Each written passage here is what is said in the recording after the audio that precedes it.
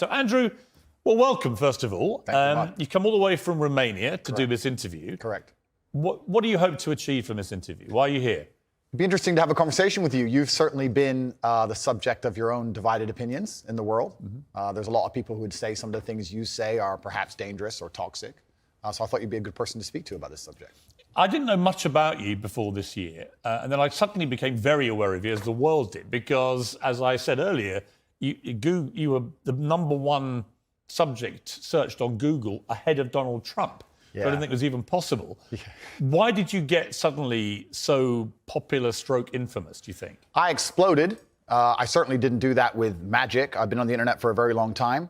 I think in the world we live in now, as the other side, the people who disagree with me, as they get more and more tyrannical in their censorships and their hate mobs, etc., as standard masculine practices are deemed toxic, I didn't put a magic spell on everybody. I managed to accumulate a large amount of affinity with the male populace across the Western world because I'm simply saying things that many men believe, think, and feel. The problem I would say is I want to play you just a clip off the top. This is from Joe Rogan, who's somebody I absolutely love. Sure. And I think it explains to me what I presume my issue with you is going to be, right? Correct. And you, All right, you have absolutely got the right to try and persuade me otherwise. Sure. But Joe Rogan said this about you.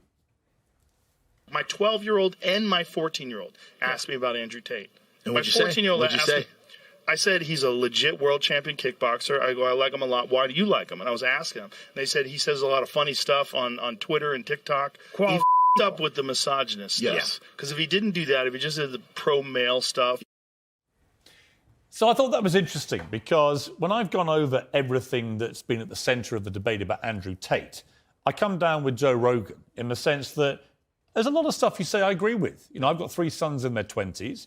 It's not easy, actually, being a young male in the modern world. And I think a lot of the things that you say about that can resonate with them. Yeah. The problem comes with the, I don't know, 10, 20% or whatever of your output, which on the face of it appears to be blatant misogyny.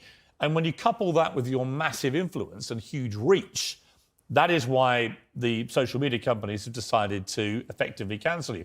I don't believe in cancellation. I don't believe in censorship particularly. That's why I've invited you to come on the show. But I do think a lot of the things you've said are blatant misogyny. Do you accept that? So you made a very interesting point there. You just said on the face of it appear to be blatantly misogynistic. I understand that on the face of some of the long format content I've made, if you're going to take a few seconds out of hours, chop it up, put it all over social media, accompanied with my massive fame, then things can absolutely not be taken out of context.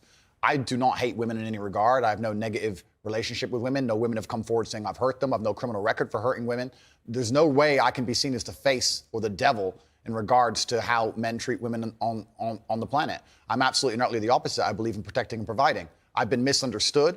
There's been large contingents of people who have tried very hard to purport lies about me.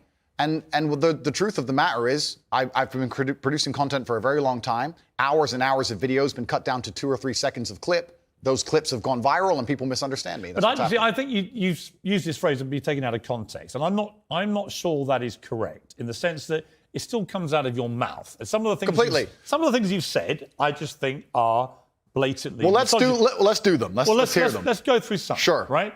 So you said this about Me Too / rape. This is probably 40% of the reason I moved to Romania. In Eastern Europe, none of this garbage flies. You go to the police and say, he raped me back in 1988. They'll say, well, you should have done something about it back then. Yeah, so the point I was making was obviously at the height of the Me Too scandal, and also if we look at Amber Heard and Johnny Depp, there's been a lot of high-profile cases where men have been accused of things they did not do without evidence, and their lives have been completely and utterly destroyed. Right. When I say these things, people sit and say that, oh, he hates women. I don't hate women. I think rape is disgusting. I would take a stronger stance on rape than the British government. I think these people should face the death penalty. But to sit and say that women without evidence can go forward and just make up accusations against men, even though they've been repeatedly proven to destroy men's lives at will, is absolutely and utterly What about a asinine. woman who was raped back in 1988 and goes to the police? Then the man should face absolute and complete justice. But do you understand that when that clip appears on TikTok as a clip, and all right, as a clip, completely. Okay, but it's still something that came out of your mouth.